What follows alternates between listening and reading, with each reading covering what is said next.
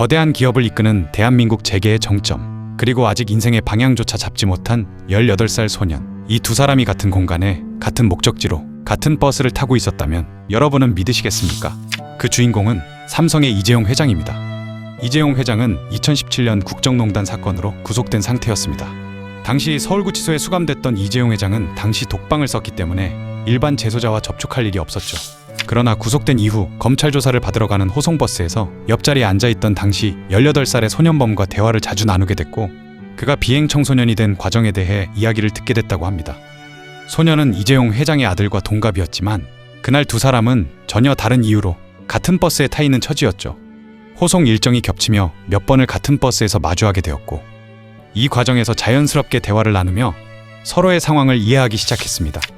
짧은 대화 속에서 이재용 회장은 소년이 범죄에 연루되기까지의 배경을 듣게 되었습니다. 불안정한 가정환경, 보호받지 못하는 성장 과정, 학교, 사회에서의 방치, 이런 현실이 소년을 비행으로 몰아갔다는 사실을 알게 된 그는 이 사건을 단순한 범죄가 아니라 돌봄의 부재가 만든 비극으로 보게 되었습니다. 부유함과 권력을 모두 가진 사람조차 외면할 수 없는 현실적 문제였기 때문에 그는 더 깊은 책임감을 느낄 수밖에 없었습니다. 소년범은 법적으로도 사회적으로도 약자의 위치였습니다.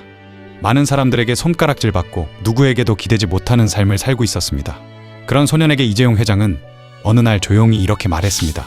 우리 친구하자, 친구 먹자. 정말 짧은 말이었지만 그 말 속에는 차별 없는 시선, 한 인간에 대한 존중, 청년의 삶을 응원하는 마음, 이 모두가 담겨 있었습니다.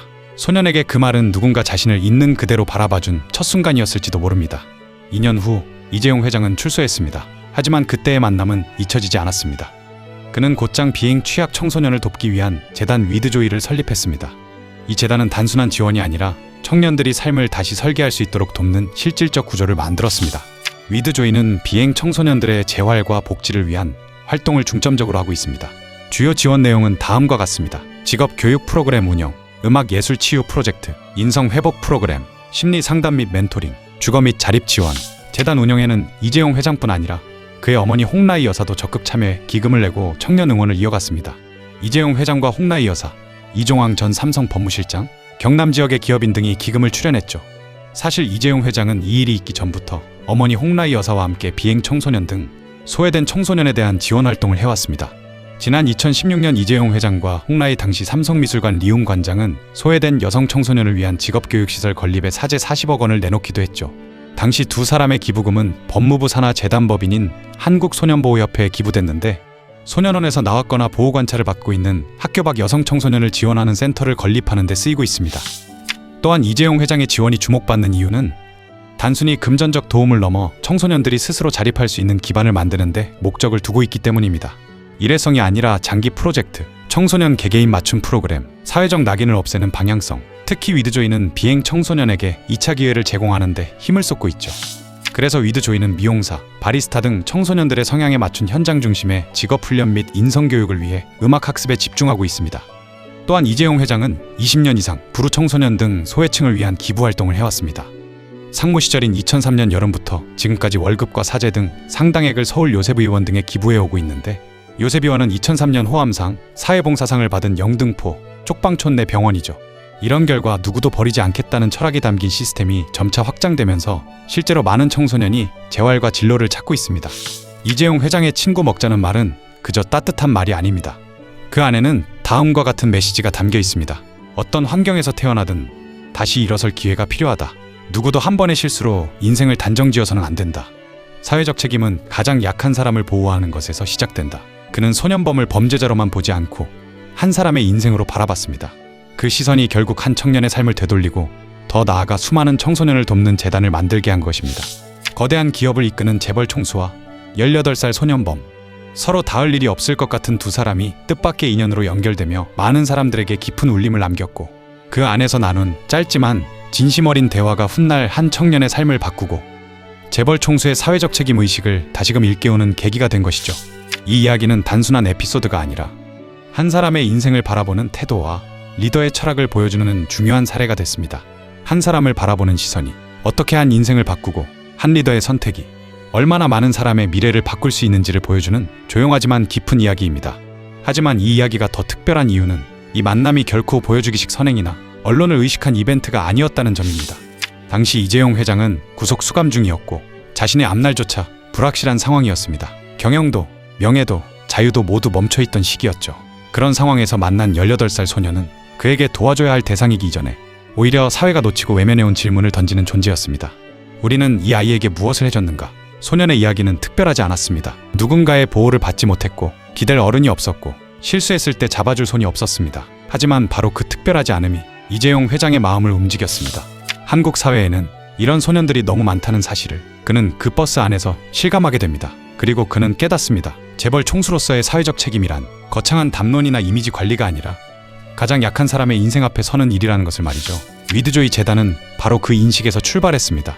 처벌 이후의 삶을 아무도 책임지지 않는 구조. 다시 사회로 돌아왔지만 갈 곳도 일도 믿어줄 사람도 없는 현실. 이 재단은 그 공백을 메우기 위한 실험이었습니다. 착하게 살아라고 말하는 대신 살 수 있는 조건을 만들어주는 것. 열심히 하라고 요구하는 대신 실패해도 다시 일어날 수 있는 환경을 주는 것. 그래서 위드조이는 청소년들을 관리 대상이나 보호 대상이 아닌 미래의 사회 구성원으로 대합니다. 그들에게 직업을 가르치고 감정을 회복하게 돕고 무엇보다도 너는 쓸모있는 사람이라는 감각을 되찾게 합니다.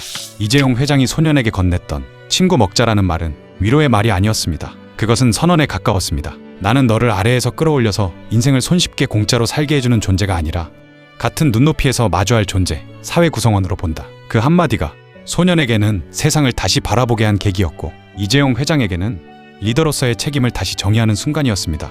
그래서 이 이야기는 재벌의 미담으로만 소비되어서는 안 됩니다. 이건 한 사회가 청소년을 어떻게 바라봐야 하는지, 실수한 사람에게 어디까지 기회를 줄 것인지, 그리고 권력을 가진 사람이 어떤 선택을 해야 하는지에 대한 질문입니다. 단 한 번의 실수로 인생을 규정하지 않는 사회, 버려진 사람을 다시 불러들이는 구조, 그리고 말이 아니라 행동으로 책임을 증명하는 리더십. 그 모든 것이 한 대의 호송버스 안에서 시작됐습니다. 거대한 기업을 이끄는 재벌 총수와 아직 방향을 찾지 못한 18살 소년. 그날 두 사람은 같은 목적지로 가는 같은 버스에 타고 있었지만 사실 그 만남은 전혀 다른 목적지를 향한 시작이었는지도 모릅니다. 그리고 그 조용한 만남은 지금도 수많은 청소년들의 인생 어딘가에서 조용히 그러나 분명하게 이어지고 있습니다. 이 이야기를 듣고 나면 우리는 자연스럽게 이런 질문을 하게 됩니다. 과연 우리는 누군가의 실수 앞에서 얼마나 쉽게 등을 돌리고 있는지, 그리고 다시 일어설 기회를 얼마나 인색하게 판단하고 있는지 말이죠. 한 사람의 인생은 한순간의 선택이나 사건으로 한평생을 완전히 규정될 수는 없습니다. 특히 아직 성장 과정에 있는 청소년이라면 더더욱 그렇습니다. 이재용 회장이 보여준 태도는 거창한 영웅담이 아닌 어른으로서, 사회 구성원으로서 가장 기본적인 책임이 무엇인지를 보여줍니다. 비난보다 이해를, 단절보다 연결을, 처벌 이후의 방치가 아니라 다시 범죄를 저지르는 행동을 예방하기 위해서라도 그 이후의 삶까지 고민하는 시선. 어쩌면 우리가 이 이야기에서 가장 깊이 새겨야 할 부분은 바로 그 지점일지도 모릅니다. 한 번의 만남이 한 사람의 인생을 바꾸고 한 사람의 결단이 수많은 미래를 지켜낼 수 있다는 사실. 그 조용한 선택의 힘을 우리는 이 이야기에서 분명히 확인할 수 있었습니다. 잘 몰랐던 현대사에 대해 알게 되셨다면 구독, 좋아요, 알림 설정 부탁드립니다.